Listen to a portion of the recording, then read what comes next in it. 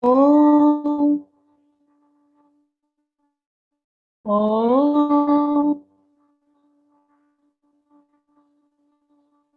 Om.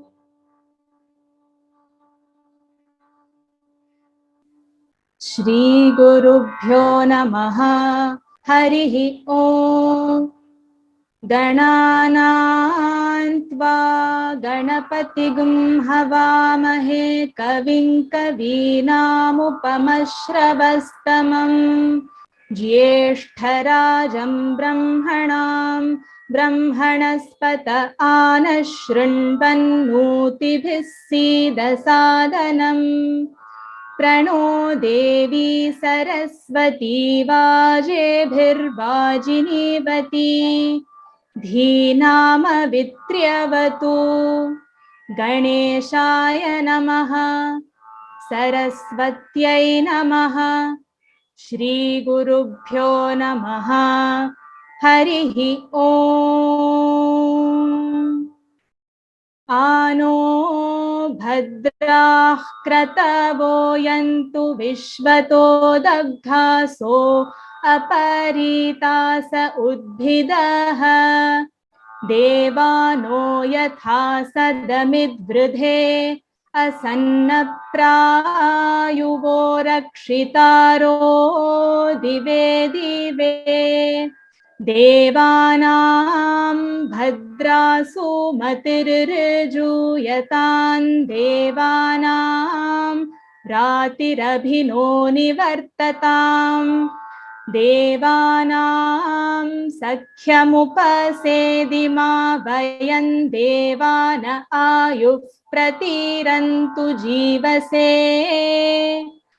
Tan purvaya nividahumahe vayam bhagam mitramaditin dakshamasridham Aryamanam varunam somam ashvina sarasvatina subhaga mayaskarat Tanno vato mayo bhuvatu bheshajantan mata prithvi tat pitadyoho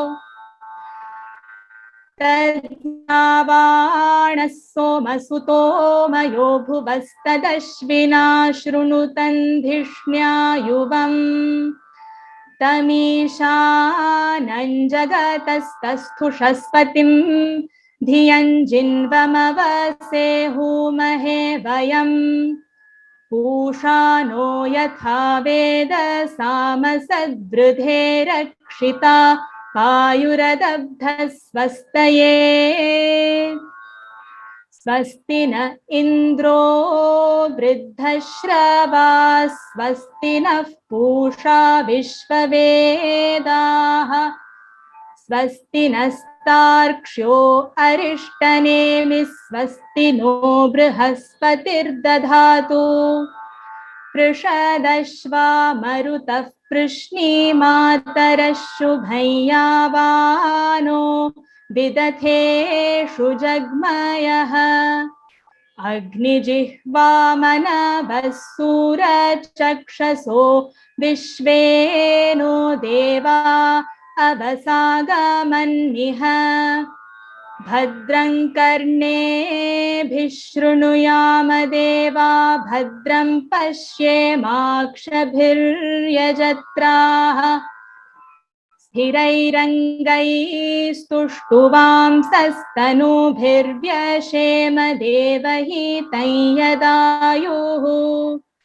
Shataminnu sharado anti devayatra naschakra jarasantanunam bhavanti mano madhyairishataryoho Aditirdyauraditirantarikshamitiirmata sapita saputraha Vishve deva aditif panchajana aditirjatam aditirjanitvam ॐ शान्ति शान्ति शान्तिः। ॐ आकृष्णेन रजसा वर्तमानो निवेशयन् अमृतं मर्त्यं च हिरण्ययेन सविता रथेना देवो याति भुवनानि पश्यन् शिवसङ्कल्पः यज्जाग्रतो दूरमुदैति दैवन्तदु सुप्तस्य तथैवैति दूरङ्गमं ज्योतिषां ज्योतिरेकन्तन्मे मनः शिवसङ्कल्पमस्तु येन कर्माण्यपसो मनीषिणो यज्ञे कृण्वन्ति विदथेषु धीराः यदा पूर्वं यक्षमन्तः प्रजानान्तन्मे मनः शिवसङ्कल्पमस्तु यत्प्रज्ञानमुत चेतो धृतिश्च यज्ज्योतिरन्तरमृतं प्रजासु यस्मान्न ऋते किञ्चन कर्म क्रियते तन्मे मनः शिवसङ्कल्पमस्तु येनेदं भूतं भुवनं भविष्यत् परिगृहीतममृतेन सर्वम् येन यज्ञस्तायते सप्तहोता तन्मे मनः शिवसङ्कल्पमस्तु यस्मिन् ऋचः सामयजूगुंषि यस्मिन् प्रतिष्ठिता रथनाभावी वाराः यस्मिग्गश्चित्तग्गः सर्वमोतं प्रजानान्तन्मे मनः शिवसङ्कल्पमस्तु सुषारथिरश्वानि वयन्मनुष्यान् नेनीयते भीषुभिर्वाजिन इव हृत्प्रतिष्ठं यदजिरञ्जविष्ठन्तन्मे मनः शिवसङ्कल्पमस्तु ॐ शान्ति शान्ति शान्तिः समिद्युवसे वृषन्नग्ने विश्वान्यर्य आ इळस्पदे समिध्यसे स नो वसून्याभर संगच्छध्वं संवदध्वं संवोमनांसि जानतां देवा भागं यथा पूर्वे संजानाना उपासते समानो मन्त्रः समितिः समानी समानं मनस्सः चित्तमेषाम् समानं मन्त्रमभिमन्त्रयेव समानेन वो हविषा जुहोमि समानीव आकूतिः समाना हृदयानि वः समानमस्तु वो मनो यथा वस्सु सहासति ॐ यदक्षरपदभ्रष्टं मात्राहीनं तु यद्भवेत् तत्सर्वं क्षम्यतां देव नारायण नमोऽस्तु ते विसर्गबिन्दुमात्राणि पदपादाक्षराणि च न्यूनानि चातिरिक्तानि क्षमस्व साईश्वर अपराधसहस्राणि क्रियन्ते हर्निशं मया दासोऽयमिति मां मत्वा क्षमस्व साईश्वर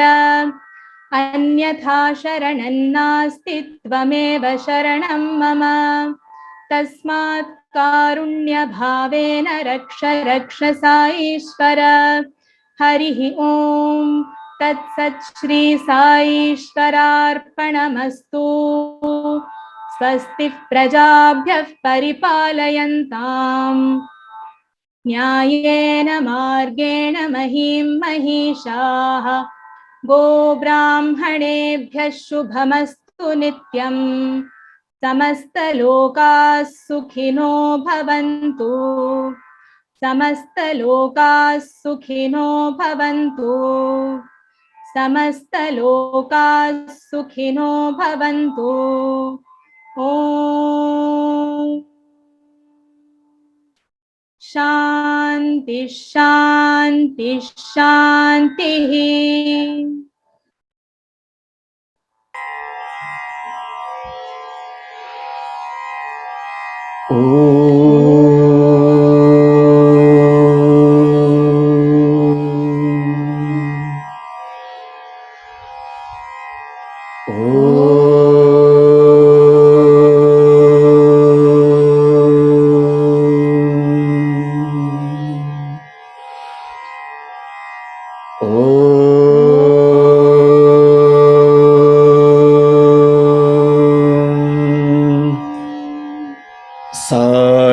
ईश्वराय विद्महे सत्यदेवाय धीमहि तन्नः सर्वः प्रचोदयात् ॐ साईश्वराय विद्महे सत्यदेवाय धीमहि तन्नः सर्वः प्रचोदयात् ॐ साईश्वराय विद्महे सत्यदेवाय धीमहि तन्नः सर्वः प्रचोदयात्। Om Shri Sairam. Our most humble pranams at the lotus feet of Bhagwan Shri Sathya Sai Baba. It's a wonderful evening and it's a great occasion for us to have amidst ourselves Dr. Sunder Iyer, who needs no introduction. Shri Sathya Sai Seva organization Navi Mumbai warmly welcomes you, sir, for this Satsang which you have kindly agreed to share with us. Just a brief introduction about Dr. Sunder Iyer. Dr. Sunder Iyer is an alumnus of Sri Sathya Sai Institute of Higher Learning. He was in the first batch of students to join Swami's College at Puttaparthi in 1979. He completed his graduation, post-graduation and subsequently earned his PhD in banking and finance. He then continued to teach at Swami's University until 1994. As with all students of his times, Brother Sundar had innumerable occasions of being close to Swami and learning from his direct divine presence. He had the privilege of being a close attendant of Swami for a short period during his student days, farm boy as we call. During these months of close encounters, Brother Sundar not only witnessed Swami in his day-to-day life, but also was privileged to be personally guided by the Avatar himself. And later in 1992, Swami was gracious to personally perform the wedding of Sundar sir with Maya in Prashanti Nilayam. Sundar sir's passion in practicing and teaching yoga was very evident, and he was blessed by Swami on occasions. And he was the only student who received a gold medal for yoga from the divine hands during 1984 convocation of Sai University. Everything he learnt about this wonderful science, he learnt at Swami's lotus feet and from the masters who would visit the ashram. His passion of spreading the message of Sai through yoga and meditation has taken him around the world, conducting yoga and meditation camps. After Swami's Mahasamadhi, Dr. Sunder Iyer gave up his job and dedicated his life to spreading the message of traditional yoga through the principles of Sanatana Dharma. This is his life mission. He is also ordained as an ecumenical minister of the Ecumenical Ministry of the Unity of All Religions in Ojai, California. Along with his wife, Mrs. Maya Iyer, they have currently set up a virtual Kaivalya Yoga Gurukulam, KYG, a school for yoga, Vedanta and human advancement. This is a non-profit charitable trust that broadcasts daily online programs such as Satsang yoga classes through the KYG YouTube channel. All KYG programs are absolutely free of cost.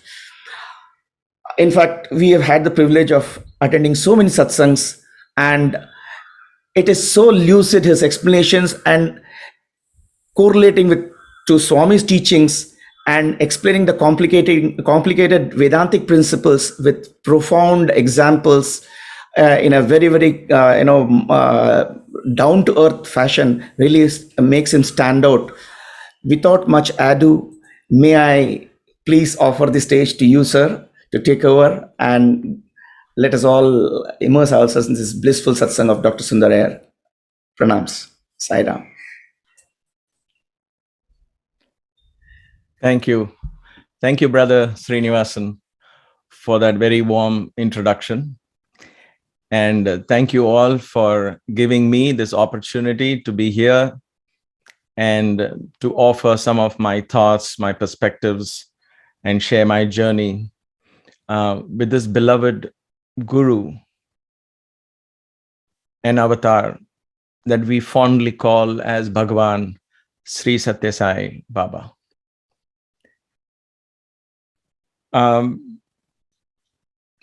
Mumbai has many, many memories.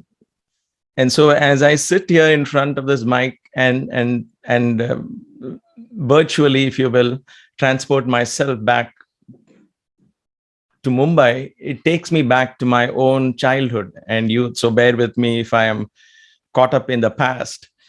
I believe Sai Satsangs are from heart to heart. So there are no PowerPoint slides and pre-prepared conversations or lectures that I have in mind. It is, I sit here and ask Swami how this should be shared. So allow me to speak from my heart. I was born and raised in, then it was called Bombay. So bear with me if I keep referring to Bombay, the name Mumbai as Bombay, but it's now known as Mumbai. So I was born and raised in Mumbai in the suburb called Ville Parle back in 1961. That seems so far back for some of you who are young.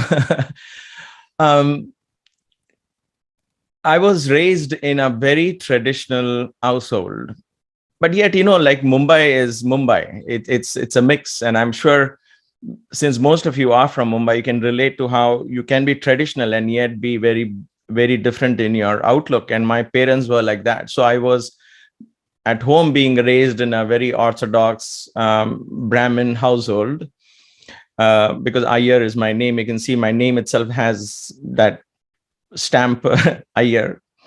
But my parents had a different outlook. They sent me to a Catholic school for being raised. So that's what I mean. It's like only in Mumbai that this can be happening. It's something unique about that place.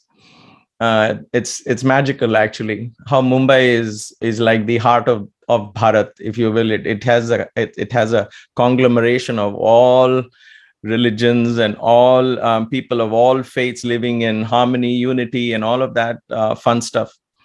So I was no exceptions to many of you perhaps experiencing that. You experience one religion perhaps in school, and then you experience another faith, another system, another belief completely different from what you learn in school at home. And then you have friends who have it's a mix of all those things. However, being raised in this kind of orthodox traditions, one in a Roman Catholic school and another in an Orthodox Hindu family, especially the South Indian family, even more Orthodox, I had very little room for truly understanding spirituality. It's important for us as we progress in this path, especially as devotees of Baba and as students of Vedanta, and more so when we say Sanatana Dharma, to understand there is a difference between religion and spirituality. So there was a lot of religion that I was exposed to, but very little of spirituality. I believe Baba's teachings are essentially deeply spiritual in nature and not restricted to any particular religion or particular faith. It is not bound by the dogmatic rules and regulations that come along with religious faiths and beliefs. It doesn't mean religion is bad or religion is somehow lower level and all of that stuff. No, it just simply we have to understand the difference. We can't combine these two. Because if we stick to only being caught up in the religious beliefs and the religious practices, the religious rites and rituals, and think, I done this puja, I have done this fasting, I've done this, or I did the Sahasranama, I did the 108 names, and I did all of this, I'm happy, I'm done, then we are stuck to it. Religion blossoms into spirituality. And every time we do a worship, every time we have a satsang like this, it blossoms into spirituality. And then that's the beginning. Where religion ends, spirituality begins. And so that blossoming, we can't miss the beauty of that, saying that, okay, I've done my puja, we're all tired, we had a heavy prasad, and which of course goes with every puja, and then you think you're done, pleasing some god up there somewhere. Then we miss the blossoming part of spirituality. We miss the real feast that awaits us. We close doors to that. And that's why it's important to understand the two. And that understanding was not given to me when I was growing up, because we were caught up in just being contented with doing pujas, with doing festivals, with doing rituals, and so on. And so we had in our household, we had kind of put a cover over everything else. Perhaps they were not exposed to a wonderful teacher, universal teacher at that time, who later on came into our lives, into our families, in the name and form of Bhagavan Sri Sathya Sai Baba, who opened that door, allowed the deep religious beliefs and practices and customs to flower into spiritual experiences. My parents were very, very, very devoted to Lord Shiva. Our Isht Devata, as they know, or the chief god in our home, was Murugan, and is still Murugan. In that sense, like, he is our door to that opening of spirituality. We all have our own Isht Devatas, our own, and all of them are portals that connect us to the same home. It's different windows looking into the same mansion, right? So Lord Murugan and Shiva ruled our homes. So when my quandary or my confusion began when I was, of course, in my teenage, when I started thinking on my own, when I stopped listening, and like all teenagers do, I guess. And so I used to go to school, in Roman Catholic school, and they taught generally, again, I'm not finding faults, but this is exactly what happened. I'm just relating to how I, as a teenager, experienced. So please bear with me. When I went there, I was taught about the love of and the beautiful story of Jesus, which I still believe is one of the greatest stories ever told. However, along with that came a thing of a stigma of how we are sinners and how we need to be forgiven. And I used to think, wait, I've just spent 13, 14 years on this earth. What sins have I committed? And I started finding faults, and I started finding faults with the little things I started saying, and I felt guilty, and I was not liking the idea that I am somehow a sinner who needs to be forgiven all the time. And so I couldn't relate to that. Though I loved, and I still love, I was also raised in a Roman Catholic school. So Jesus Christ is a very, very dear concept to us. And I think the amount of selflessness and love and sacrifice that if one needs to understand, one needs to study in depth the life and the teachings of Jesus. And then I would come home, and then here I saw gods, all of them had spears and tridents, and it was almost like the whole altar was ready to go at war, if you will. There was Durga, there was Shivan, of course, with snakes and all of that. And then you had his son Murugan sitting with a spear, and everyone except Ganesh was nice and friendly. He looked cute with his elephant. There was luckily no armor that he has. Other than that, it was all over the place.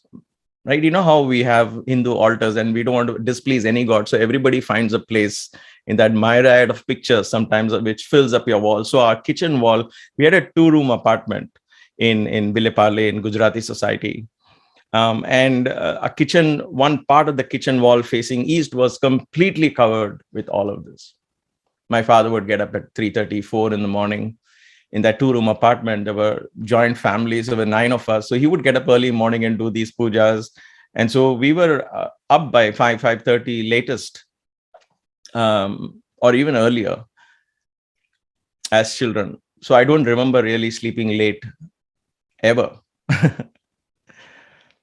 So I was confused. I came here and I saw spears and tridents and snakes and all of that. And I would go to school and here, and I was like, wait a minute, is this kind of God it doesn't appeal to me at all. And I started asking questions like all teenagers do. And I have that, traditionally, I'd like to say the Murugan element in me, the fighting spirit. But I would also call it the young Amitabh Bachchan blood, because I was his big fan. I still am. So growing up, I was angry. I would argue. I would be rude, in fact, if you will. As I look back now, I mean, that time I felt, kya hai? Puchne mein kya arj hota hai? I'll ask. So there would be gurus coming into our home and my grandparents' place. In fact, we have had many Swami Shivananda's disciples come to our home, because Swami Shivananda is a distant relation through marriage from my grandmother's side. So his disciples would come home to my grandmother, have a feast or a meal or not a feast, I'm sorry, just a meal. In fact, one of them was Swami Sachidananda, who later on came to US and set up this beautiful yoga center here. So I was probably 2 or 3 years old then when I sat on his lap, and I'm being told that I was very impressed with his beard and so on. So these gurus would come and I would just ask them point blank questions, not Swami Sachidananda when I was 2 years, 3 years, but later on, because we had this habit of inviting my grandfather and my grandparents, and later on my uncle had the habit of inviting people home, sannyasis and monks home, just for a satsang. So like you have parties on weekends these days, we had satsangs on weekends. Not every weekend, but almost. Pujas, satsangs, rituals, pujas again. So our outings were to temples and holy places. That's how it was. But I never got answers to what I was asking. Why is God so angry? Why is he out to fight everyone? Why are they all out to fight somebody or the other? I didn't understand the symbolism of deep sadhana that is required during a period such as coming up, that's Navaratri, which I think is the most wonderful period for intense spiritual practice.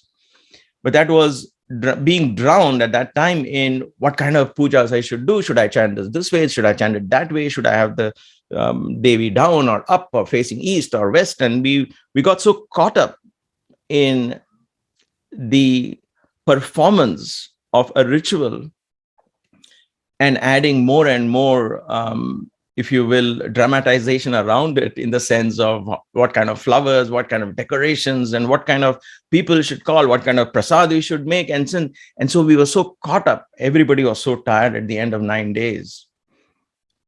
I couldn't get answers. It was about Devi fighting Asuras and demons. And I said, where are these demons? They don't exist anymore. That was something happened maybe 1,000 years ago, 2,000, 5,000, 10,000 as a youngster. I asked them. And they said, yeah, this all happened in the past. We are just celebrating. We are pleasing her. I said, why do you need to please her? Where is she sitting, waiting to be pleased? Why are we doing this? No answers were given to me. They said, we are being told to do this, or do this. You also do the same thing. And so by the time I was 16, 17, I was fed up with this completely, this whole concept. It seemed too complicated. I got tired of God, idea of religion. And so I kind of mentally gave up. My goal in life at that point was to join the Pune Film Institute, because I was enamored as growing up by Amitabh Bachchan, and following closely was Vinod Khanna. Anyway, God bless their souls. So that was my aim. I was a black sheep in the family, of course. because I was asking all these questions. I was kind of denying what they were doing, and I was, oh God forbid, film industry. And my mother would be crying many times, telling me I did so much of puja and tapas for a boy to be born, because I have two sisters before me. And the result is you. I mean, I can't believe Murugan let me down so much. So that was a drama that was going on as we were growing up. Of course, I love them a lot, and I have greatest respect for my parents. But what was missing was that the understanding of why we are doing this. And even to this day, and the reason why I'm sharing it is many times we are caught up in all of these practices, thinking we are doing something to please a God somewhere, and we stay contented. But at the end of 5 years, 10 years, 20 years, 30 years, or even 40 years of association, there is no self-transformation. There is no true experience of the infant. There is no true one-on-one conversation with the divine. Not for everyone. Of course, there are exceptions, but exceptions don't become the rule. And therefore, we find as a generation in Sanatana Dharma, in Hinduism, in households, people do a lot of pujas, a lot of chantings, a lot of rituals, but that just goes on from one ritual to another, one satsang to another, one book to another, one guru to another, one god to another, one festival to another festival. And then the year passes, a decade passes, a lifetime passes. But there is no transformation. We still look at the same TV shows. We get angry at the same little things. We are upset about the same things. We gossip about the same little things. There is truly no opening of the heart and embracing humanity, embracing nature, embracing in that consciousness of expanded oneness. Why doesn't it happen? And that's where the teachings of Bhagavan come in. It's important for us to, these satsangs is where I always use satsang as moments of deep introspection. And so when you listen to me, I know you are also thinking, and I hope you are, where you compare these with your own understanding and then compare notes and then leave, a satsang leaves room for contemplation. Because if I were to tell you, Baba did this, Baba did that, he gave me a ring, he gave me a chain, he gave me a locket, he gave me a wristwatch, he performed my wedding, this is how the wedding went, he came here, he went there, and all of that, and show you all my pictures with Swami. My point is, what are you going to get out of that? It's my story, right? And I will share some of that. There are lessons that we all learn from everyone's story. So it's important to listen to that as well. But for me, it is the essence of Sai, the essence of his incarnation, the essence of his teachings. If that doesn't open our hearts, and if we don't delve into that, then we miss the point of an avatar, of a teaching, of a teacher himself, of everything that he stood for. Because to me, Sai represents transformation. Transformation. Not simply, he is not simply another god that I can add to my altar and my collection of gods and goddesses. He's not a god that's waiting to be pleased by 108 name chants or 1,008 name chants or 1,008 by 100 people becoming 100,000 chants, and we claim all of this. All of that is good practices, but do they lead to something? Otherwise, if just you're restricted with that and with no transformation, then we miss the point. So as I was growing up and I was caught up in all this, a time came when it was time for that heart chakra to open. It was time for the next level of my life, which I didn't plan. I owe it to my parents and their intense bhakti or devotion.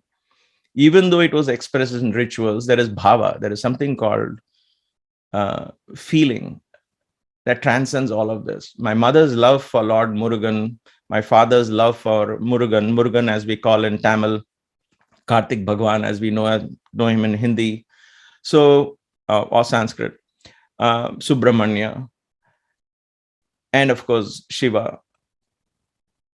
That devotion was unparalleled. I was always impressed with that level of devotion. Though as a teenager, I called that blind belief, but I later on began to understand that even that blind belief, so quote unquote, because at that moment, even in the pujas, my father will be shedding tears, literally tears of joy. My mother will be singing and she will be shedding tears. We would have a Guruji, a very close Guruji of ours who's no longer alive, but his name is Pittukuli Murugadas, would come and stay in Bombay with us every time he would visit. He would sing bhajans and everybody will be crying, except me, of course. I'll be looking around. But that devotion had to bear fruit, right? It doesn't go waste. So don't mistake me. I'm not against rituals or pujas at all. In fact, we're setting up our altar to do very nice pujas and all of that. But we have to understand the symbolism. Then it becomes even more richer experience. Perhaps they did, perhaps they didn't. I don't know. But it was not explained to me. And that was my quandary there at that time. But now you have SSE and you have kids and they are far more smarter than I was. And so there is a lot more information available if one needs to understand this. So that devotion of my parents had to mature. And so the divine gave them that opportunity. The divine gives us opportunities in ways which are beyond our wildest imaginations. You could be prepared for all fronts in life, and the divine opens an opportunity in a way, I'm saying opportunity, in a way that you will not even comprehend or understand at that moment. But every moment, difficult or otherwise, is an opportunity. And so my father suddenly got transferred to a remote village in Haryana, no college, no education. And I am completing my 10th, going into my 11th and 12th. And so everybody was concerned. And that's when from Vilepale, I began to live with my uncle, who had that opening of that portal from religion into spirituality. He was a bookworm like I am. And this scene behind me is dedicated to him, because he is the one who introduced me to books as gurus. Books are teachers. They are live. They're live energies there. You don't have to accept everything, but that opens your mind to read, right? Open your mind to great understanding and so on. And so that opportunity, I'll never look back and never regret. Because then I started living with my uncle. My parents were off. And so he was a great devotee of course, Murugan, and because my grandmother was there. He had a book on Bhagavan Sri Sathya Sai Baba. At that time, it was a Tamil book written by Raganapati. Some of you who speak Tamil, read Tamil, will perhaps know him. Raganapati was a wonderful author who wrote on the Shankaracharya of Kanchi. And he was a gifted writer, I believe. I haven't really read his Tamil books. I'm not very good at reading Tamil. I can, but it'll take me forever to read a chapter in Tamil. He wrote a book called Swami on Bhagavan Sri Sathya Sai Baba. And so my uncle had that hidden in his cupboard, because he didn't want my grandmother to see that. Why? Because my grandmother was like, where Murugan and Shiva is, no Babas, no miracles, no Siddhis, we don't want all that. So she was very adamant, no place for Sai Baba in the home. And so he had to respect her feelings. And so, but then he loved books, he loved Raganapati's writing, so he would read that. And he kind of began to explain to me about Sai. But I was not ready to listen to him, and I'll tell you why. That's a very humorous incident. Perhaps I not shared it anywhere. I perhaps did. I don't know now. But it so happened that towards the end of my 11th grade or 12th, I'm not sure, I went to see this film called Exorcist. Exorcist was a horror film. I know Halloween is coming up in the US here. This month is full of all this horror things, and kids have fun these days, but those days, I don't know, it was very new to us. So this was, no youngster should go and see, only above 18. They were all restrictions, and so breaking a restriction was like my greatest adventure and my goal in life. So I was like, wow, I must see this movie. So my friend and I decided to pose as adults or something. We did some weird things, and went to Fort area. That's what they used to call those days, Eros Theatre. I don't know if it's still there in Mumbai this day, but in Eros Theatre. Why do I remember these details? Is because when I think of Mumbai, these thoughts come across my mind. And so I can't simply evade it and pretend to you I'm going to give you some philosophy or some stories. But I'm sharing this because your mind can also go back to your childhood, or think of where are the moments where the divine opened windows and gave us chances to peak in ways that are completely seemingly disconnected, right? Eros, movie theater, Exorcist. So I saw that movie and we wanted the greatest experience. So as youngsters, so 16 years, we decided to go for a night show, which is 9 to 12 those days. So we finished that, and both of us came out completely terrified. And, oh my God, what a movie. And we were so scared and all of that. And we take a local train, and I'm coming back to Matunga, where I was living with my uncle. And it was scary, right? And that those days, 12 o'clock in the night, midnight, you take a local train, it's empty compartments. We are thinking of that weird faces of that young girl, and in the story, in the movie. So we are terrified. No wonder it said only for adults and 18 years old or whatever. And so anyway, we come home, and I couldn't sleep that night. I couldn't sleep the next night. I was scared. It's funny how we are ready to disbelieve God, but we are ready to believe in all these demons and spirits and existing, because we it's easy to embrace fear. That's our that's the basis of ignorance. It's easy for us to get into something which is fearful and say, oh yeah, I'm scared of this. But God, where is God? I don't believe in all that. So it's easy to do that because there's no fear in that zone. It's a new thing for us, being fearless. When you enter the dimension of Godhead in spirituality, there is no room for fear. There is only room for love, right? And that is a very new concept for the mind that has learned to survive and evolve. And so our Mooladhara, which is located in the base of our brain, as well also the base of our spine, is nurtured by survival instinct, how to survive fear. So fear is very easy for us to relate to. But then we get caught up, right? So we get caught there. Anyway, I won't get digressed from the story. So it was easy for me to be afraid of a ghost I have not seen. I saw them in movies, but it was difficult for me to believe in a God. Again, I have not seen, but I saw them in pictures and movies too. So I come home, and after 2 or 3 days, I was very disturbed. And so I told my uncle, please help me read some book or just change my mind. Read me something fantastic. So what he did was he went to the cupboard and he picked up this book, Raganapati, Swami's book. So he picks up that book and he opens it. He says, I'm going to let Baba decide. I said, yeah, whatever, right? Whatever.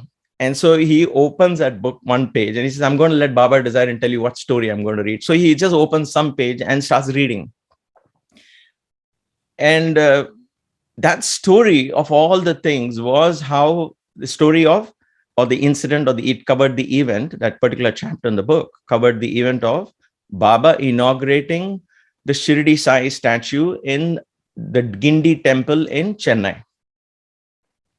All right. What happened in the Gindi temple in Chennai? So I'm going to keep it very short. So there, Baba installs a statue in a very unique way. The whole statue of Shirdi Baba levitates, as per the story, and then settles down. Okay. That was the crux of that chapter. As he was reading this chapter, and he came to that point when Shirdi Baba's statue levitated and then settled down, I said, stop. This is nonsense. Stop. Please stop. I was literally shivering. Why? My uncle said. I said, in that movie, Exorcist, the same thing happens. The most terrifying scene is that girl rises, she's lying down and she rises, the whole body rises from the bed and then settles down. And so this scene reminded me of that. And so it was a spark, actually, but I couldn't understand that spark. A spark happened there. My soul opened a little bit, but I couldn't translate that. That spark actually sent me recoiling from the very name Sai. I said, no, I don't want to hear this. This is nonsense. I don't want. And I became even more confused. And that was my very short, brief, a momentary opening where Baba tried to get into my life. He said, "Chalo, bhai, iska nahi, ye nahi ho raha hai, to kuch karna padega. This thing's not working with him, so I have to do something else, I guess." So then came the time when they had to put me in college. And my father said, you just can't go on living with your uncle. You need to look into a place where you can go and stay somewhere and study somewhere. So residential colleges in 1978, 79 was unheard of or unaffordable. There was one Ramakrishna mission in Chennai that had that. But that was, you need 90% plus and 95%, as they call it, right? And so you needed that top level intellectuals. I didn't have the brains for that kind of to portray that kind of results, and my father didn't have the money to afford other residential schools and colleges. So it was like a dead end. So my parents were worried. My mother, my father, my uncle, they were all contemplating, what do we do next? My uncle said, of course, let him continue here as long as he wants to. But in Matunga, it's a very small, very, very small apartment. He was very kind and gracious. His family was, my auntie, my cousin who grew up with me, much younger than me, but it was very kind of him to have allowed me space where he could have had it with his parents. So he was a pet of his parents. And I was there like a black sheep, asking all these questions. And anyway, it didn't seem likely that I could continue there for long. And so what do we do? What everybody was questioning. And that's when the summer holidays came. I began to look for time pass karne ke liye kya hai? What do we do for time pass? I loved art. I liked all kinds of art ever since I was born. I love singing. I love dancing. I like painting. I like all of that. That somehow appeals to me even to this day. I like all of that. And now in being in yoga and all of that, I can understand how that opens a heart chakra, and that's why we find peace there, and we find an intuitive opening where the mind stops talking and art finds expression. So I didn't know all this that time. I was just looking for something which was far away from studies and math and all of that. And so Sai Datta Studio in Worli seemed to be a good opening, because some friend somewhere, how Baba connects us. Eventually, the divine orchestrates all of this. And so I got introduced to him, and he said, I can teach you painting. Painting what? Painting black and white pictures, photographs, because color pictures and color photographs those days were very exorbitant, expensive. And especially if you're thinking like looking at enlarged pictures, even 8x10 and more. These days, those kind of things are so easy, right? But then it was very, very expensive. Many of you who are my age can relate to that. So that seemed... So what he would do is he would paint those black and white pictures with a specific color, a paint that was available. And so he would get youngsters to do, because he had a lot of orders to fill, and he had a room in a studio. So he had 2 or 3 students who would come to him, learn from him and paint, and then he would sell them. And so I thought it was great. So I went to him, I told him I want to do this. He said, okay, come. And I started painting Baba's pictures. At first it was Shirdi Baba, then he introduced me to pictures, painting. He was kind of a mentor to me, Sai Datta, beloved soul, wonderful soul. Many years later, he was in constant touch with me as I lived in Puttaparthi, and he would tell me, "Dikha Sundar, kidhar tha tu? Aur ab kidhar pahunch gaya?" So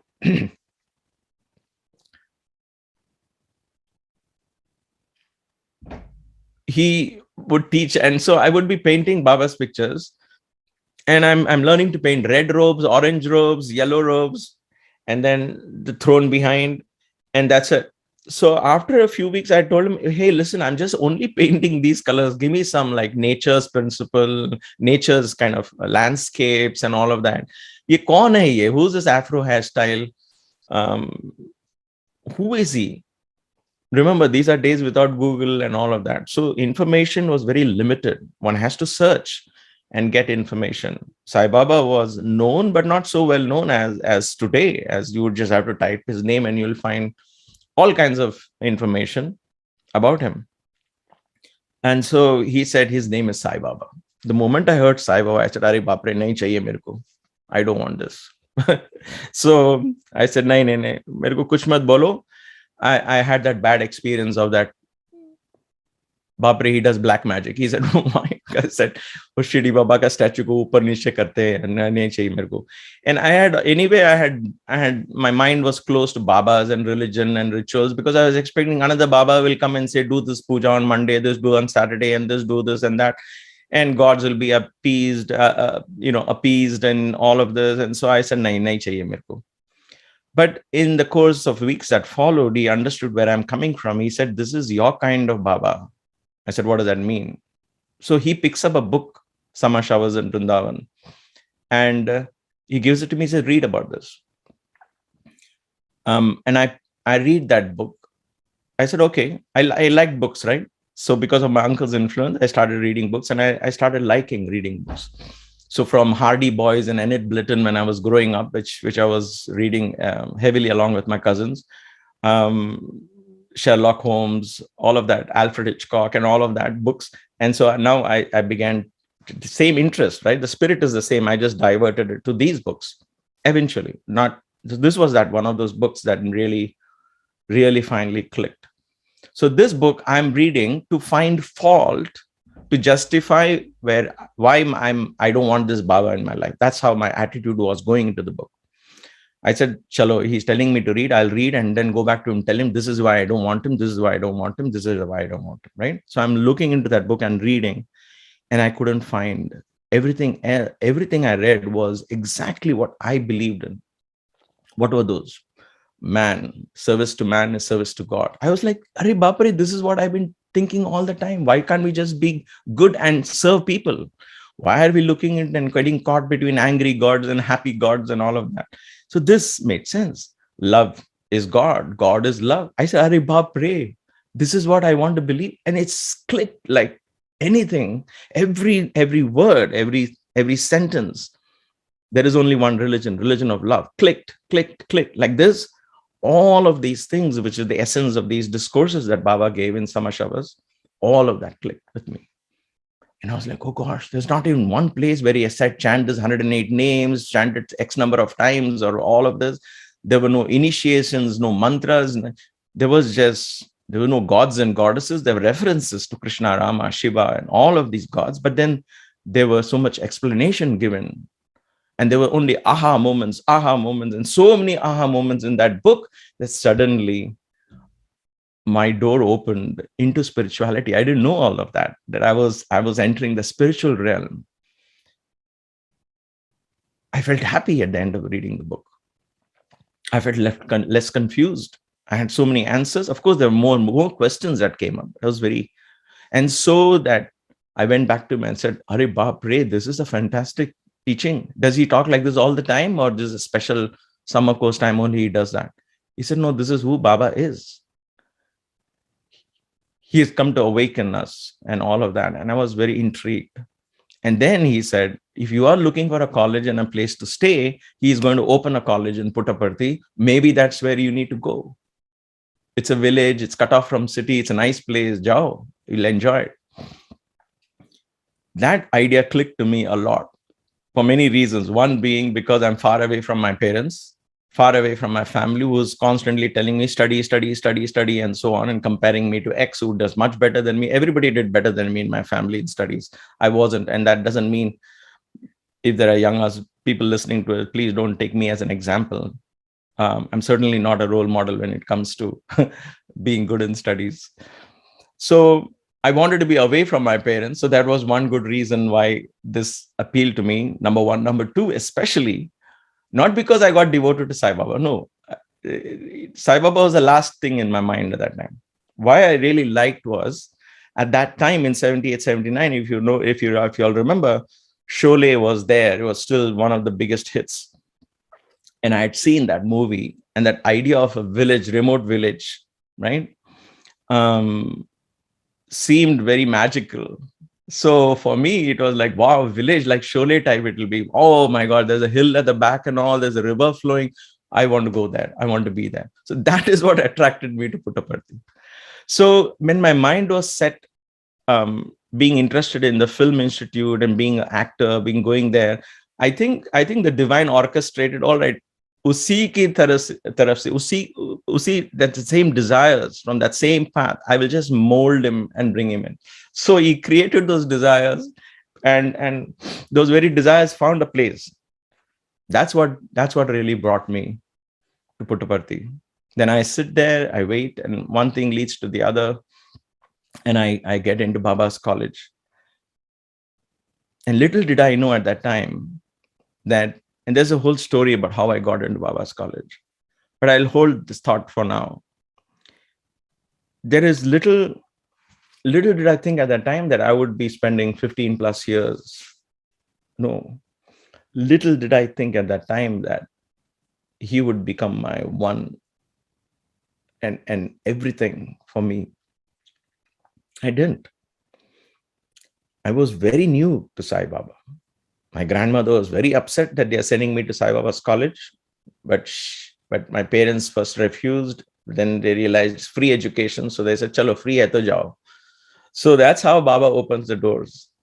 Artha, Artharthi, Jignasu, and Jnani, the Gita says, all have a path to God. Some come for health, some come because it is wealth, or because things are available free. They come, they're all welcome into the portals of God. He does not distinguish between who is greater and who is lesser. He says, first come into my portal and then decide, right? So the spirit is open in a non-judgmental way, as we learn in the Gita. And so my parents let me go to Puttaparthi, even though it was, Sai Baba didn't fit into their definition of God or religion, especially his looks with silk robe and afro hairstyle, which South Indian Brahmin will ever kind of tune into him. Those days, at least, they're like, it is the furthest in their minds. Especially being devoted to Kanchi, Shankaracharya, this, that, and so all of that. So that he was the furthest in their mind as far as praying to and all of that is concerned. But the only thing that interested them, because at that moment, their problem was where to find education for my son, where we can afford. And free education drops into their lap. And that's it. That was enough. The beauty of divinity of an avatar. People ask why he's an avatar. How can you define he's an avatar? Look at the actions.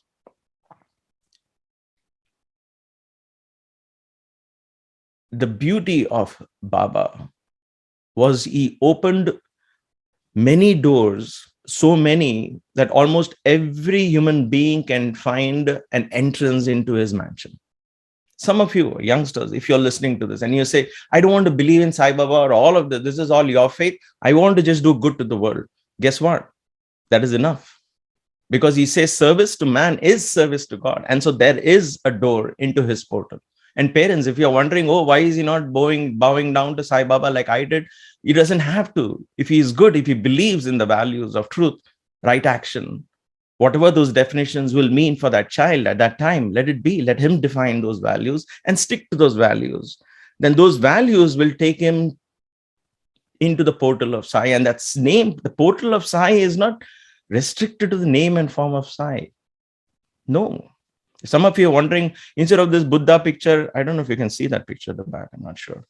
Why can't he have a Sai Baba picture and we differentiate between whose picture and which Devi and which God and all of that? Then it is our problem. In that portal of Sai, in that mansion of Sai, all names are one, all forms are one, all faiths are one. It's easy for us to intellectually try and grasp it, But emotionally, practically, it's a very difficult, very difficult, what do you call it? A very difficult context or concept, sorry, a very difficult concept to comprehend, to experience, because names and forms, we differentiate in our everyday lives. Names and forms are different, but in that portal, so he opens a portal for people who believe only in service. For people who say, I don't know Sai Baba and all, but their bhajans are very good, I will learn bhajans, because in learning bhajans, I can improve my singing. And there are so many ragas, there is such beauty in that. Chalo, I will enter that. Fine. There is a door for that as well. He opens that door for that people to enter. And he established not simply some namasmarana where everybody sings jing bing dang gang, that kind of thing, which is also good. I'm not complaining or commenting on that in a negative manner. But he set standards everywhere, and he raised the standards. He raised the standards. Today, if you listen to a Sai bhajan, whether you believe in Sai Baba or not, and all of that is immaterial. You don't have to be a believer at all. Listen. If it's sung well, rendered well, it's not the music. There is an energy that uplifts your consciousness. Our brother Srinivasan sings so well. So many of you are tuned into him will know the beauty of bhajan singing. He raised the standards there. He raised the standards of seva. He said, if you're serving, there is no serving for self-glorification. There is no serving, especially for money. There is no fundraising and all of this. I've got a big project to serve. Please help me. Let's all pull in funds and do this project. Baba is not like that. You believe in something, start doing it. Allow the universe to guide you. And then the universe will give you all the resources. What resources do you need for that project to be completed? Is it people you need? The universe will provide you. By universe, I'm saying God, Sai, however you want to call it. I use the word universe because it's applicable to everyone. So the universe arranges that, because that cosmic intelligence that you and I call Sai, which Sai is a representation for me, is a proof of concept that God exists. And I have to look no further in my experience. He arranges those resources. If it's money you need, the resources come. You don't have to first collect resources because you have a project waiting to be fulfilled. That is a lesson. That is a standard he set at Seva. If you want to serve, start serving. Don't worry about how many people are joining you, how much money you have. None of that really matters. Find fulfillment and joy in your service. And in all of these, he set a standard of excellence. For those who wanted to do yagna and rituals and pujas, he introduced that as well. If you're doing it well, might as well do well. Learn exactly what and why and how, and do it. He introduced that path as well. The Dasara yagnas were done in an amazing fashion, very traditional, very profound, very glorious. And his discourses in Dasara. Pick up any of these 10-day Dasara festivals and this Navaratri that's coming up. As a family, sit down and listen to those 9 discourses. In continuation, you'll see how empowered and how enriched your life becomes by just listening to those. That could be a sadhana for the 9 days. In addition to whatever else you want to do, right? And so he would do that. For those who wanted Vedic chantings, Vedic learnings, then he opened that as well. Rudram chanting went on, and all of that gained more and more and more. All these doors led to the same mansion. One was not better than the other because the ultimate destination was his mansion. And in that mansion, he said, God is love. Love is God. For those who wanted philosophy and contemplation, there are amazing Vahinis that he personally wrote. You and I talk of blogging these days, right? He blogged for Sanatana Sarthi. He blogged. He was one of the first bloggers in the 1950s, 60s, maybe 60s and 70s, I guess, when he had time before all these. He knew that time was there for him to put it in writing. So his Vahinis are great, great treasures that I still have them with me. And so all of these doors are opened by the avatar. And thus, these are the signs that he was an avatar. Only incarnations can do that because they raise the consciousness of the masses. They're not here to tell you about one path, but they're here to raise your consciousness. And then you, in that raised consciousness, find your path to divinity. Is it bhajan singing? Is it reading books? Is it serving? Is it all of that? Is it a mixture of all? It doesn't matter. Choose your path.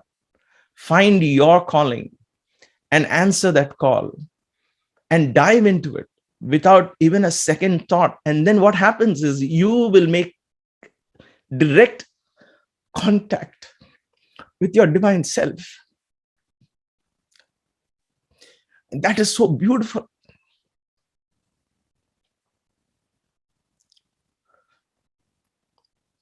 That experience, that guidance, once that door is open, is so rich, so empowering.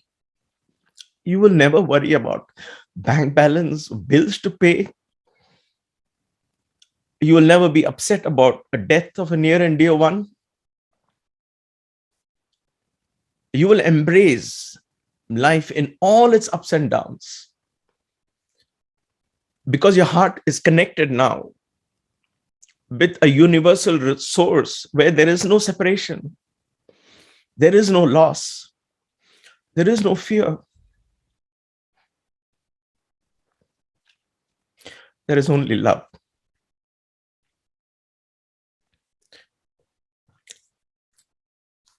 I get emotional not because of anything else, but because of the richness of that experience. The richness of that feeling connected with the source, with no one in between. And it breaks my heart to see there are people who say, Baba is speaking to me, or Baba has come into my body, and that is ridiculous. You have reduced Baba now into a ghost. Please don't fall for that. I know there are people somewhere in Mudanhalli or some place, and there are other people now, they may be the greatest students of Baba, or they may be the closest devotees who suddenly went crazy. Please don't fall for that. Don't fall, especially because everybody else is going. There must be something, so let me also go. Listen to your heart. You have God in you, and you can directly connect with Him. Why do you need somebody else? I don't understand that concept at all. You don't need anyone else. All you need is to sit in your altar, close your heart, close your eyes, and open your heart at intense prayers, meditation, whatever it is that appeals to your namasmarana, connects you with that divine source. And once that connection is done, that's it. Your life is blessed, and through you, your family is blessed, your friends are blessed, your community is blessed. And thus it is said that one enlightened soul awakens a whole community, a whole generation. Why? Because in that enlightenment, of course, is not a goal. It's a journey. It's a journey of continued learning, continued expansion. So in that state of continued expansion, you connect to people in their hearts. You connect heart to heart, like we do right now. We are all connected heart to heart because of this enlightened soul that we call Sai, that is connecting us. One soul, one Sai, one avatar connects us all together. And in that connection, all of us feel uplifted. We feel connected. And to me, that is a satsang. That opens the doors to transformation. Transformation from the little self that needs, I want this, I want that. The little self that is craving for little things, where fear is ruling this little self. And that transformation opens his little self to understand, I was never the little self. There was a big self that is always there to nourish me, that is always there to flow through me. And then you become a channel, an instrument where the divine simply flows. There is no personal agenda. There's no personal wants that stops you. Life becomes a beautiful, magical journey where you become an instrument in raising your children. You become an instrument in spreading love. You become an instrument, and the divine begins to speak through you, act through you, work through you. Let us all, therefore, open our hearts and pray that the divine uses us all to be instruments. We don't have to become popular and change the whole world, but we can first allow ourselves to become empty so that divine speaks through us, divine works through us. Where there is no fear, there is no limitation, there is no greed, there is no anger, there is no jealousy, there is no difference, because there is no other. Everything is an extension of who I think I am and who I really am. My dear brothers and sisters, I don't know if this is what you expected. Like I said, I sit in front of the camera and say, Baba, allow me to talk. And then I allow the divine talk. And I hope that you found this useful. I hope we all find our way back to our divine selves. Please don't reduce Sai to just one other God who will be pleased because you offered him prasad. He doesn't eat half of the prasad that you offer. You make it for yourself. Be very clear about that, especially if it has got sugar and carbs and all of that. Anyway, so he is there. He has come to awaken the divinity within you and me. And if we miss that teaching, if we miss that essence, if we miss that path in spirituality, and that spirituality that ends up in self-empowerment, self-enrichment, and carrying that self-enrichment and self-empowerment, and you live the life, then every youngster here will begin to appreciate the value of spirituality in their lives, will begin to appreciate the role that religion plays, that helps us graduate from the college that we call religion into the life that we call spirituality. So let Baba guide us, allow his teachings to guide us, allow his divine name and form to guide us. Let our devotion to him guide us. Let our yearning to learn more, to know more, guide us. Please find God in your heart, because that is where God is. We don't need anyone else except the Guru himself to guide. And Sai, being our Guru, is ever waiting in our own being, in the depths of our heart, waiting to guide us. Let us all open our hearts and experience his divine, beautiful presence within. Sairam, thank you for your patience. Back to you, Srinivasan. Sairam.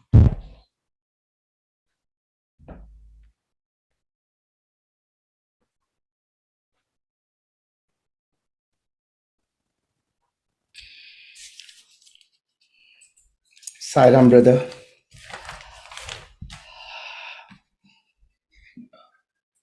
What to say? In fact, I'm particularly speechless, because normally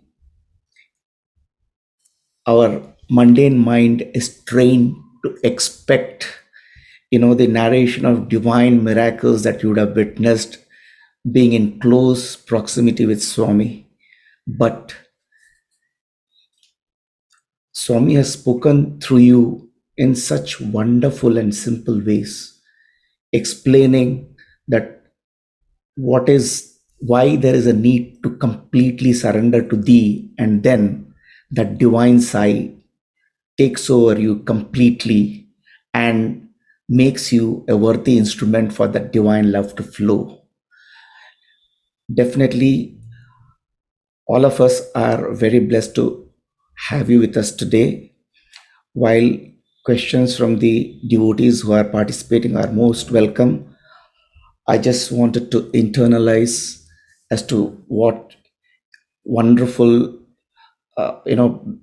very beautiful points you have given us or all of us to ponder when you said that religion blossoms into spirituality. And truly, Sai means transformation.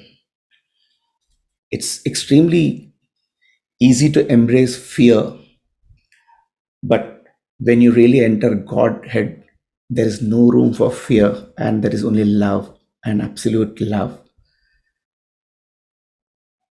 Very nicely explained as to that levitation, how you know, you dreaded Baba, but probably those are wonderful ways of Swami entering into your life very silently, and through the path that you chose, he made you embrace him. And that is the beauty of Sai. When you are enamored to very simple teachings of Swami. Service to man is service to God. Love is God. God is love. One religion, that is religion of love. Those are the punch words in that book that really stood out, which you could immediately connect with Swami, and not very complicated, ritualistic 108 chantings, 1008 chantings. So wonderful.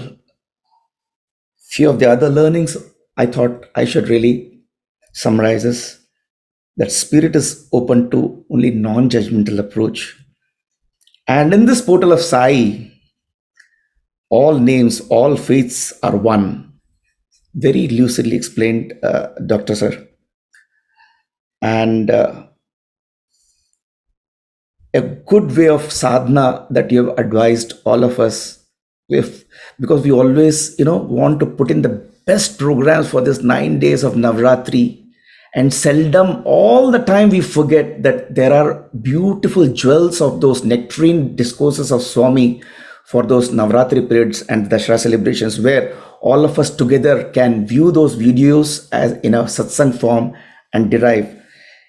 Beautiful hint we have got, at least a direction for our samitis to operate upon. And very aptly you said, when heart is connected to the universal resources Sai, where there is only love, there is no me in between and no room for sorrow with any ups and downs. And finally, one thing that really gave us a pathway is, with Sai, we all get into that magical journey of transformation of that little self into the universal self, and then the divine takes over and flows through you in that abject surrender to thee, and then the love flows through you. Thank you so much. While definitely it was so wonderful, such complicated concepts put so beautifully, you only could do that because you were in such close proximity with Swami, and therefore you could be so simple to narrate it. We are very, very thankful to you, sir. In fact, let me see if can I one or two questions can I take? Is it okay with you? Sure. Yeah. We have one question.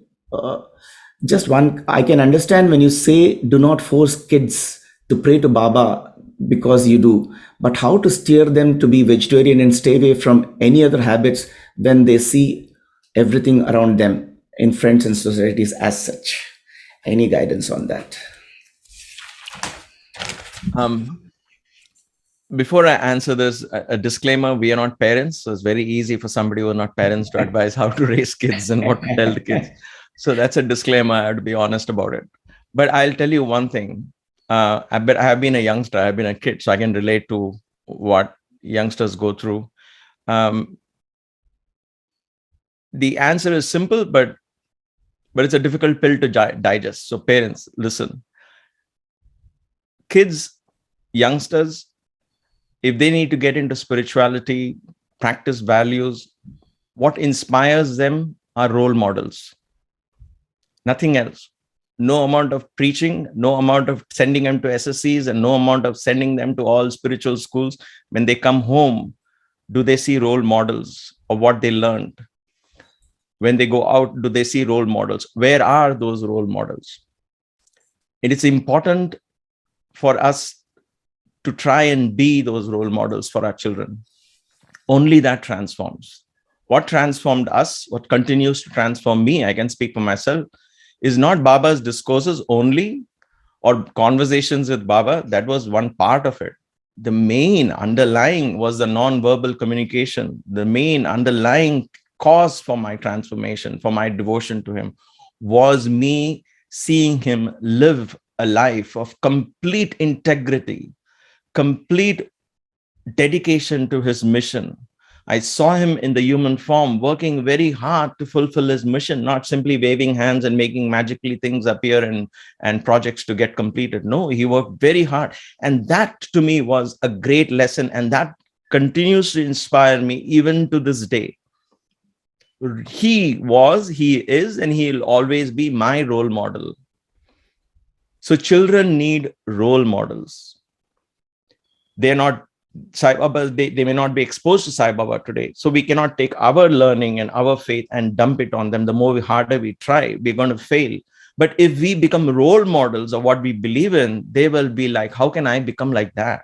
Wow, look at them. They are so calm. They are so powerful. They're so confident.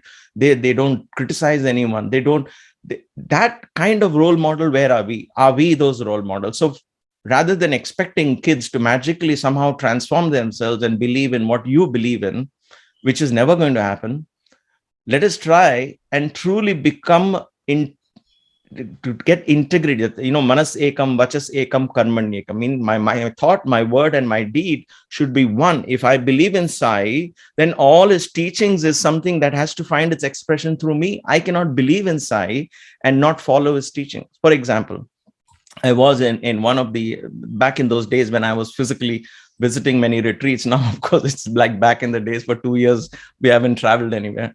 But I remember attending a SSC game thing they were playing.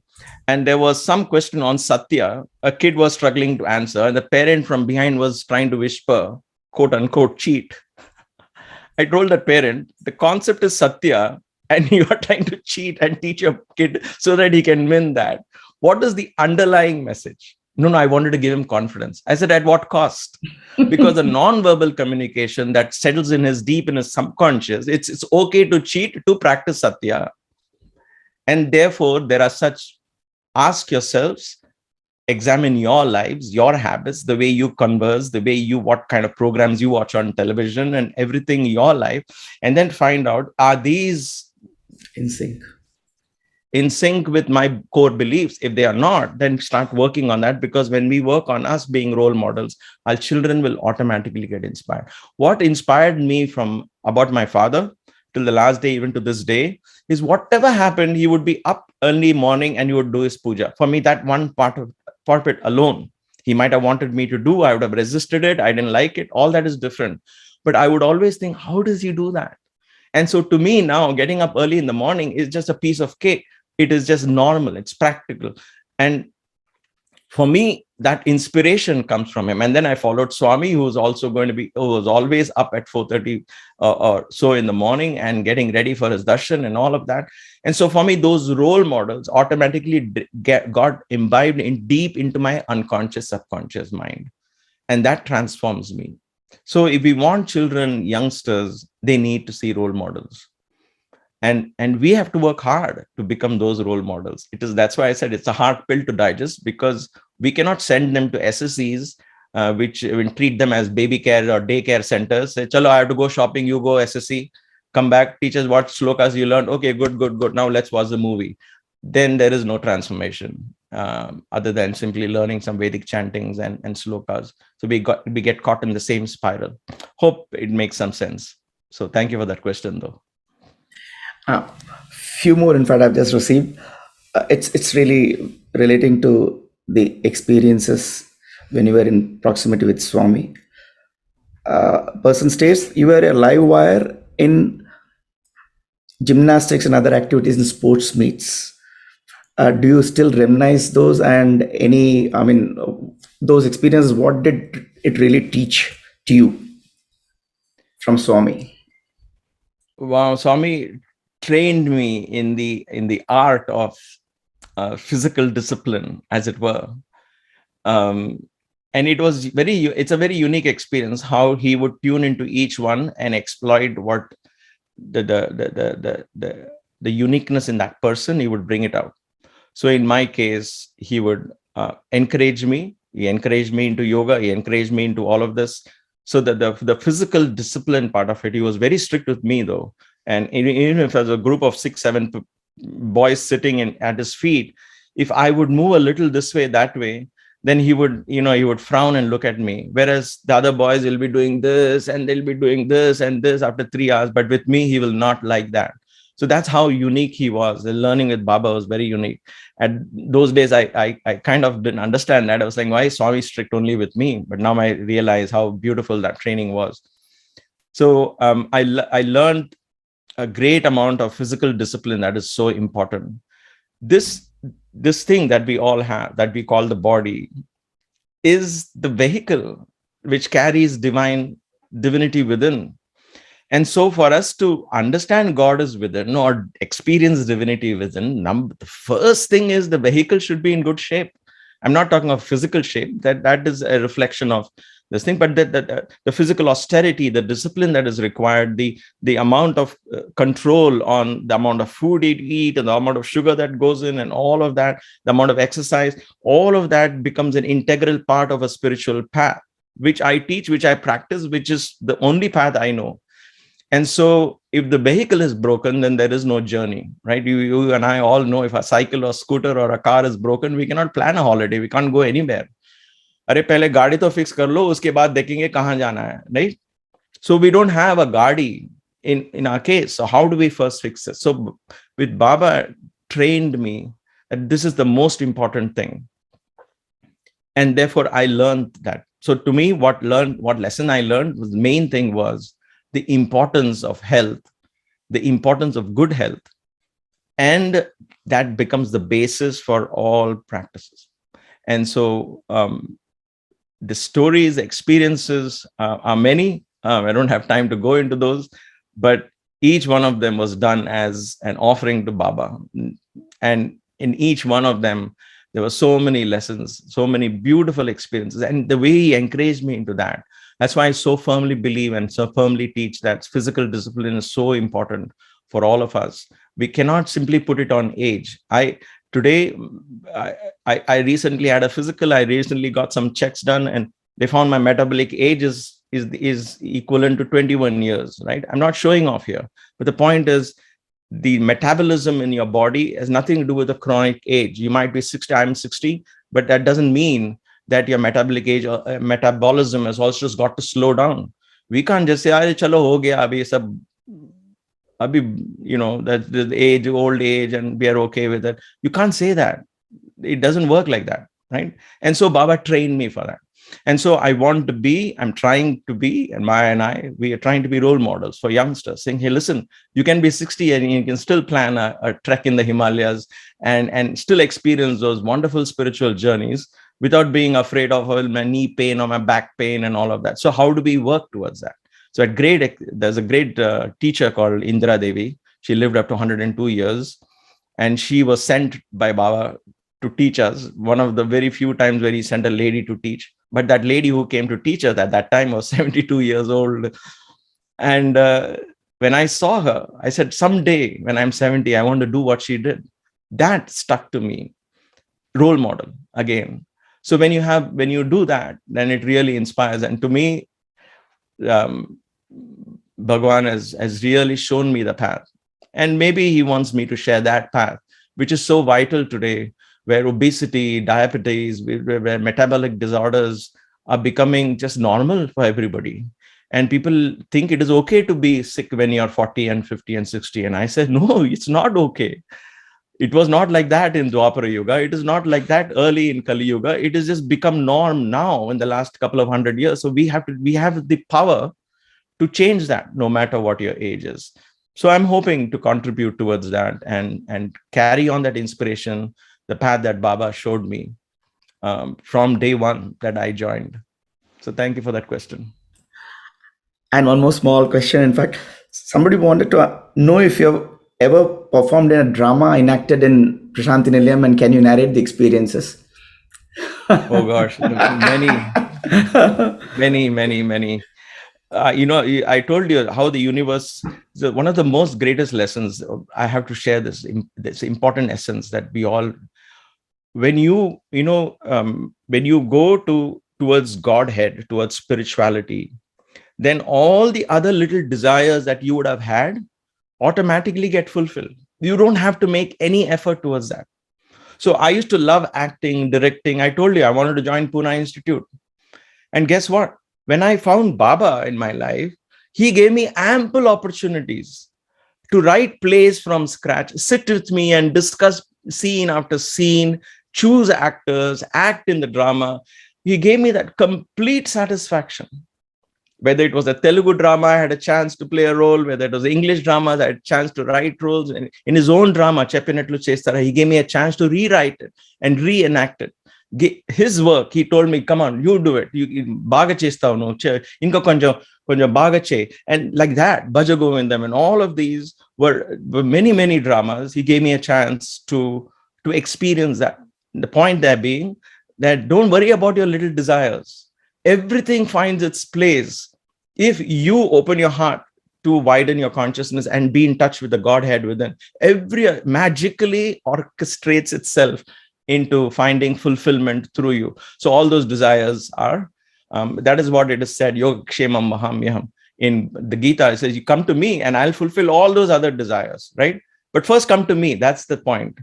And that's important, that acceptance, complete acceptance that you know what I want. I want to give myself to you, forget my desires and rise above it. Then all those little desires at eminence will find fulfillment. They have to find fulfillment because otherwise they will stay in your consciousness. So they all find fulfillment and free you further.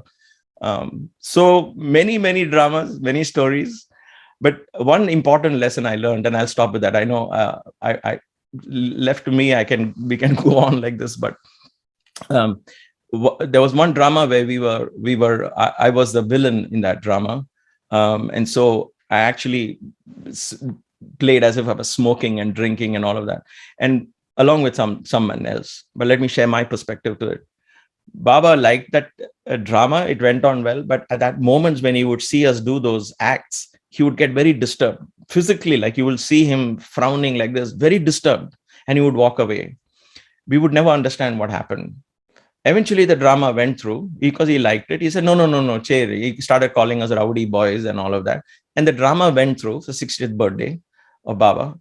And later on, for about 6, 7 months, 8 months, he never spoke to me, looked at me. He completely ignored me.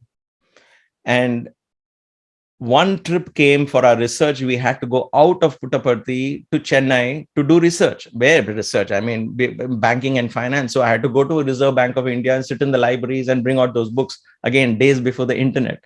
So we had to go out of Puttaparthi. Baba said, these fellows left out of Puttaparthi, they are like rowdies. So I will go with them. That is how concerned he was. So he planned a trip to Sundaram, Chennai, took us along with him.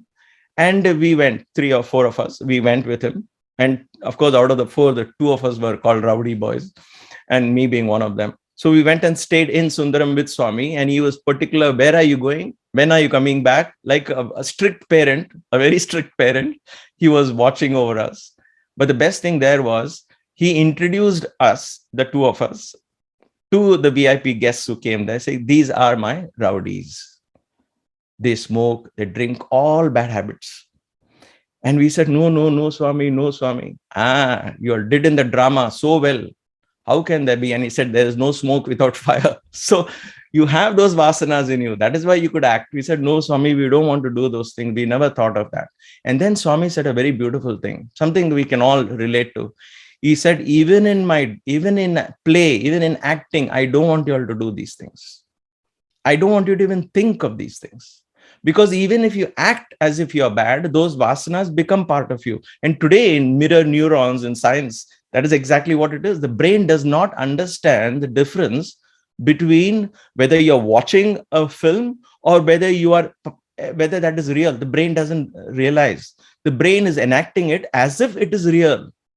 So if your kid is playing violent video games or watching things where he is chopping off heads, then it is a scary proposition. Why? Because the brain in that child is not understanding the difference. The brain is either killing or getting killed, depending on whom the child is identifying himself with. And so we didn't understand mirror neurons, and which came in the 90s and all of that concept in the last 20 years. But Swami knew it. Vedanta and Sanatana Dharma, of course, they have explored this for centuries and eons, if you will. So Baba represents those teachings. He said, not even in your thought, not even when you add emotions and power to those negative thinking, even in acting, then they become vasanas. In other words, they go into your unconscious and settles down. and they begin to influence your life. So acting Lukuda, I don't want my students to act like that. And that was the beginning and the end of that kind. After that followed Bhaja Govindam and all drama without plots and sinister plots. But then that was the beauty, because then now I begin to understand where he comes from, right? Age also brings wisdom. So as this comes in, I can begin to understand how that in that realm of beautiful communication and love, there is no room for any plots and subplots. It's just open. The consciousness there's no I, me, and mine and fighting against somebody and all of that. Everything opens up. Anyway, so there are many lessons like that that we learned in drama. He would become like a child when you would watch a drama, literally like a 5-year-old. If you've seen a 2-3-year-old watching a TV, they will make the same expressions, like the little mouse or the rat or something. That will be exactly how Baba would do. And he was 60 by that time when he was doing that. So he would be watching. If we laugh, he will smile. If we are frowning, he will frown. And he will faces all will become exactly what. So that moment he was becoming like us. There was an innocence in him which can't be explained. One has to experience that. There's childlike innocence. So it gave us a chance to peek into that beautiful, innocent Sai, if you will. And in that true innocence lay his divinity. That is the beauty of that. In that innocence of Krishna, he opens his mouth and you see the whole world. It was like that. In that innocence of Sai, we suddenly found him connecting to the whole cosmos. So those are moments I cherish in my meditations and in my contemplations. Those are the moments that continue to inspire me. So thank you for that question. Thank you so much, Brother Sunder Iyer, sir. Thank you. It was so wonderful. No words to express. So, I mean, your this thing is that when you embrace Sai, he knows whatever were your innate desires and he fulfills. When you have that surrender bhav to him, and he knows. But only thing that plagues all of our mind is whether divinity chooses a particular time to walk into your lives, or you continue your journey and at some time he will connect. That is some dilemma that all of us are faced with. That's the last question you can take, sir. Thank you. It doesn't really matter, does it? You want divinity, you start opening your heart and go towards it. You can't sit back and say, I don't know, if God wants to come to my life, let him come. In the meantime, I'm going to stay here. It doesn't work like that. You open the doors, the windows, open the blinds, if you will, and keep the room ready for sunlight to stream. When the sun rises, the light will come into your home. But don't wait for the sunlight to rise, sun to be risen, and then open the windows. We don't know. Those are questions we ask, which perhaps has no answers because the questions are flawed. It doesn't matter whether the divine wants to come into your life or you want to go to the divine. It is you realizing your true self. So take one step towards that realization of the true self. Maybe it's a book that you read. Maybe it's a small little meditation that you want to do. Maybe it is a series like the Satsang that you want to participate once a month. I don't know. It's up to you.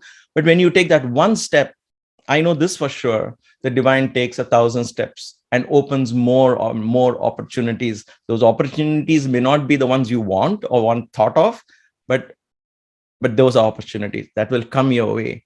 And then it really doesn't matter who took the first step and all of that, because the journey begins. That divine romance, if you will, begins. And then it doesn't matter between you and God. It is one speaking to the other all the time. So take that one step, and that's all that's required. Wonderful, sir. Absolutely wonderful. It's absolutely crystal clear. Absolutely. Thank you. Thank you so much for sparing your time, Sairam. We'll end up with Asatoma to Aarti, please. Sairam. Yes. Stay tuned in. Sairam.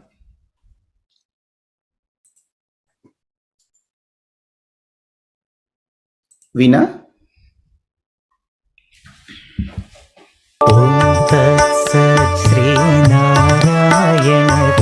पुरुषोत्तम गुरुतो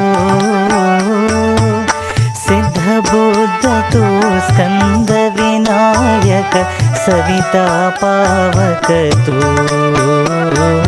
सविता पावक तू। ब्रह्ममज तू यहोव शक्ति तू, येशु पिता प्रभु तू। रुद्र विष्णु तू, राम कृष्ण तू, रहीमताओ तू, रहीमताओ तू। वासुदेव गो विश्वरूप तू, चिदानंद हरि तू। अद्वितीय तू, अकाल निर्भय आत्मलिंग शिव तू, आत्मलिंग शिव तू, आत्मलिंग शिव तू। आसतो सद्गमया तमसो मा ज्योतिर्गमया मृत्योर्मा अमृतं गमया।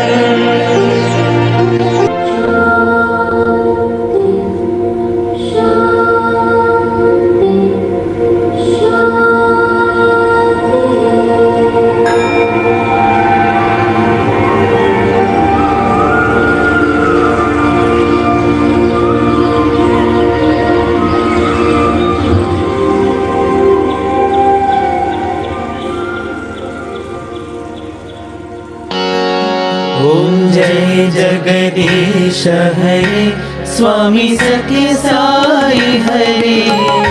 भक्त जना संरक्षक, भक्त जना संरक्षक, पति महेश्वरा। ओम जय जगदीश हरे। शशिवदना श्रीकरा, सर्वा प्राणपते, स्वामी सर्वा प्राणपते। आश्रित कल्पलतिका, आश्रित कल्पलतिका, आपदान्धवा। ओम जय जगदीश हरे।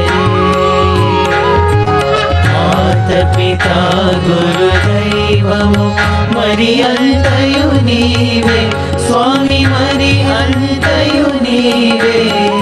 नाद ब्रह्म जगन्नाथ, नाद ब्रह्म जगन्नाथ, नागेन्द्राशयना। ओम जय जगदीश हरे।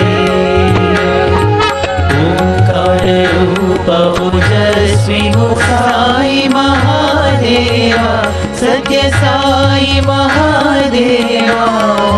मंगल आरती अंधुको, मंगल आरती अंधुको, मंत्र गिरिधारी। ओम जय जगदीश हरे। नारायण नारायण ओम, सत्य नारायण नारायण नारायण ओम। नारायण नारायण ओम, सत्य नारायण नारायण ओम, सत्य नारायण नारायण ओम। जय सद्गुरुदेवा। नारायण नारायण ओम, सत्य नारायण नारायण नारायण ओम। नारायण नारायण ओम, सत्य नारायण नारायण ओम, सत्य नारायण नारायण ओम। जय सद्गुरुदेवा। नारायण नारायण ओम, सत्य नारायण नारायण नारायण ओम। नारायण नारायण ओम, सत्य नारायण नारायण ओम, सत्य नारायण नारायण ओम।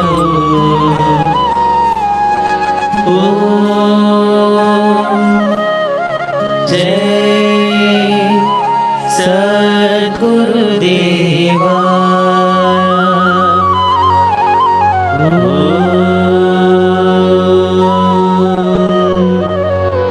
शांति शांति शांति। समस्त लोकाः सुखिनो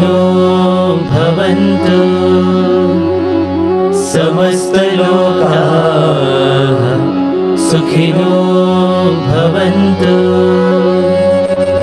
समस्तलोकाः सुखिनो भवन्तु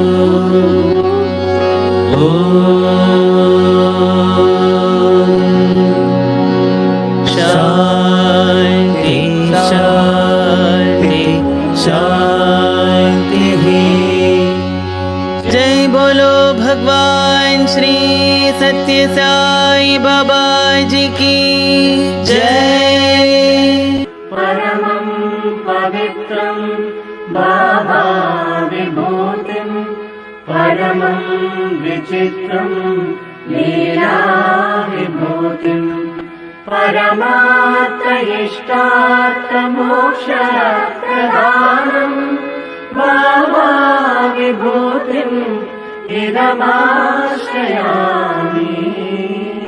परमं पवित्रं बाबा विभूतिं परमं विचित्रं लीला विभूतिं परमार्थइष्टार्थमोक्षप्रदानं बाबा विभूतिम् इदमाश्रयामि। परमं पवित्रं बाबा विभूतिं परमं विचित्रं लीला विभूतिं परमार्थइष्टार्थमोक्षप्रदानं बाबा विभूतिम् इदमाश्रयामि।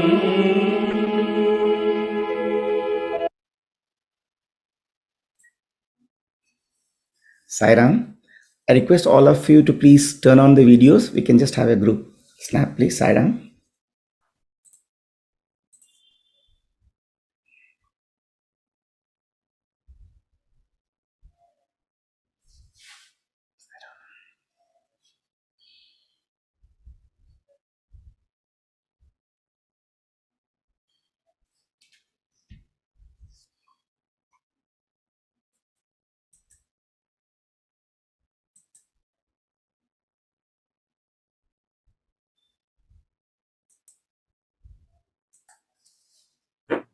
Sairam, Sairam, Sairam once again. Thank you so much, Dr. Sir. Sairam. Sairam, Sairam, Sairam. Sairam, Thank you.